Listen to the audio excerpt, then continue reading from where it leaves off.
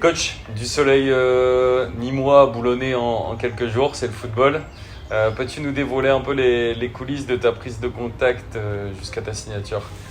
Lors du coup de fil des dirigeants boulonnais, j'étais encore en course pour le maintien avec le Nîmes Olympique. Par contre, dès le maintien assuré, je pense c'est là qu'on a commencé à vraiment avancer, à se parler beaucoup. C'est un projet qui, d'emblée, m'a séduit pour plusieurs choses. Déjà, à Boulogne, malheureusement, maintenant c'est en National 2, mais c'est tout sauf un club de National 2.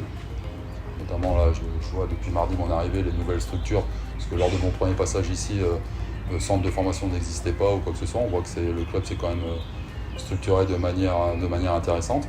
La descente en N2 a fait au moins 1 euro, c'est-à-dire ma pomme, puisque si c'était resté en national, c'était le coach Jobard qui avait fait du très bon travail qui serait resté. Donc malheur des uns fait le bonheur des autres. Et agréablement bien accueilli. Et puis mardi ici, il y a du soleil, Non, très très bien.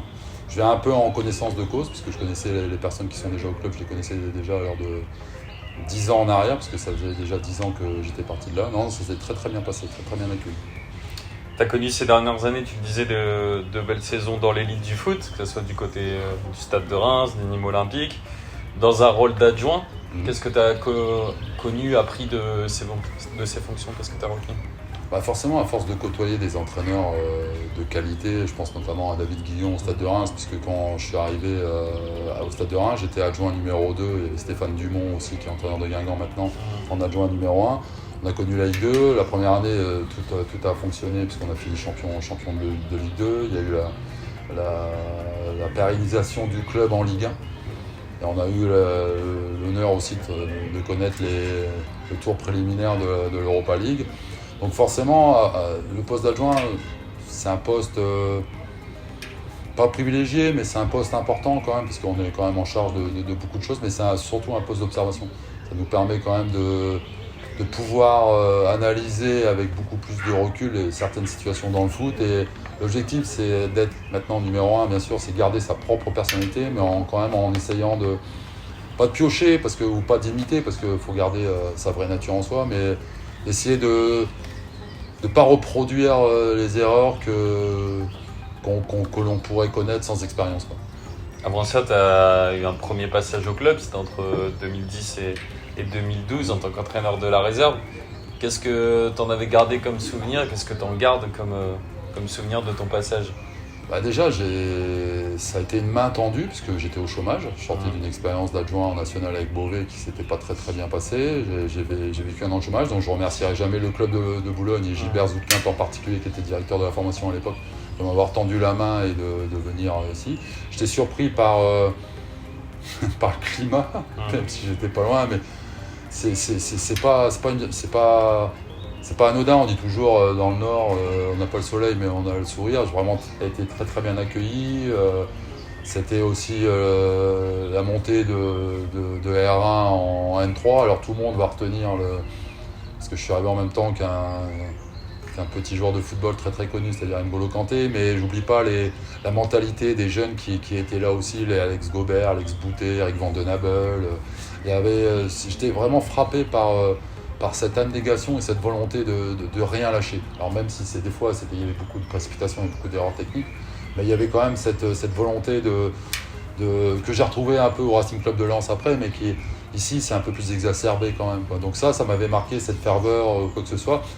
Et le club était en Ligue 2, donc malheureusement j'ai connu aussi sa descente en nationale, et je vois que la division nationale, c'est une division complètement difficile pour le club, puisque après 10 ans passés, malheureusement il y a la descente. Donc l'objectif c'est de se restructurer, de reconstruire. C'est la question que je posais aux dirigeants avant mon arrivée.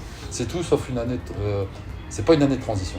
C'est vraiment de la reconstruction, prendre le temps, reprendre le pouls un peu de la région, de la ville, des attentes des supporters, pour essayer de recréer vraiment un engouement à la Libération, parce que c'est quand même une terre de football, c'est quand même une région qui a besoin quand même de prendre du plaisir à la Libération, donc l'objectif il va être là. Tu as signé 3 ans, c'est un signe fort à la fois du club, mais comme de toi, de ton engagement. Tu arrives, tu l'as dit, dans une saison qui est dans une période qui est un peu plus compliquée pour le club. On aura le temps, je pense, de refaire des interviews ensemble pour parler de ton style de jeu, de ce que tu recherches, etc. Mais des premiers mots là-dessus, qu'est-ce que tu vas attendre de ton groupe, dès la reprise notamment? Quel message tu vas passer? Je pense notamment là à des petits messages que tu as envoyés déjà aux joueurs de la réserve. Non, mais avant tout le plaisir. Avant tout le plaisir, venir au centre d'entraînement ou à la Libération avec le sourire, mais plaisir et sourire, on vient pas s'amuser. Voilà, on vient prendre du plaisir, mais le plaisir à récupérer un ballon, le plaisir à harceler l'adversaire, le plaisir à donner des émotions aux gens qui vont nous soutenir, le plaisir de partager, le plaisir de vivre ensemble. Je pense que c'est l'essence même outre le fait, le style de jeu, le style d'entraîneur, c'est déjà passer du temps ensemble, le savoir-être, le savoir-vivre, et que les joueurs aient envie de partager des choses ensemble. Ça va être mon premier objectif cette année. Tu es né à Amiens, tu as passé de nombreuses années en tant que joueur et entraîneur à Arras, Beauvais, Amiens, Lens. Tu avais un véritable ancrage sentimental pour cette région. En plus, on sait que c'est cher aux Boulonnais. Tu l'as vécu pendant 2 ans. Là, on l'a vu, les gens, ça réclamait du local, etc. Bon, après, local, la Picardie, c'est pas le Nord. Oui. C'est pas le Pas-de-Calais ou quoi. Mais j'ai ma femme qui est arageoise, donc la famille remonte avec plaisir dans le Nord. Le Sud, c'était une expérience. C'est grâce à cette expérience que je me retrouve aussi numéro 1 à Boulogne. Donc dans chaque expérience, il y a quand même du bon à prendre et du moins bon. Mais c'est vrai que c'est... le Nord, c'est ce que je disais tout à l'heure. C'est oui, il n'y a pas le soleil, oui, il n'y a pas assez de belle région. On est quand même dans une belle région parce que la mer est proche ou quoi que ce soit. Mais c'est surtout cet engouement, cette ferveur, cette passion.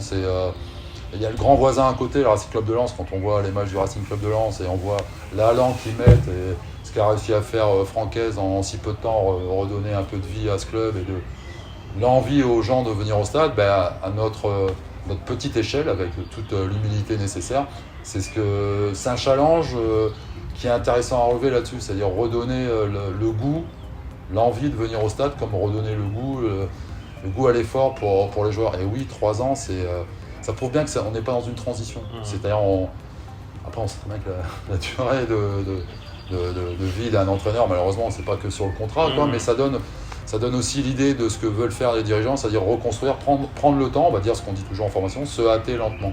C'est-à-dire 3 ans, on a le temps je pense, de marquer de son empreinte un peu le club. Et c'est vraiment l'objectif, tout en se servant des vraies valeurs de Boulogne. Est-ce que tu as un dernier message là, pour conclure cette interview à adresser aux supporters, à ceux qui vont regarder la vidéo, que ce soit des partenaires, des bénévoles, des membres de la famille USBC, ou un premier message avant de les rencontrer? Déjà, je suis très très heureux et très très content de revenir, parce que c'est un retour. Je suis très très agréablement surpris de l'accueil qui m'a été prodigué ici par les gens en place, que ce soit les éducateurs ou bien sûr les dirigeants ou les membres du club. Ça fait toujours plaisir. Et j'ai qu'une hâte, on se donne rendez-vous à la Libé pour les matchs de prépa. Nous, à la reprise de l'entraînement, vivement que les vacances se terminent et qu'on puisse enchaîner et proposer un spectacle attractif au peuple boulonnais. Merci coach. Ouais, je t'en prie.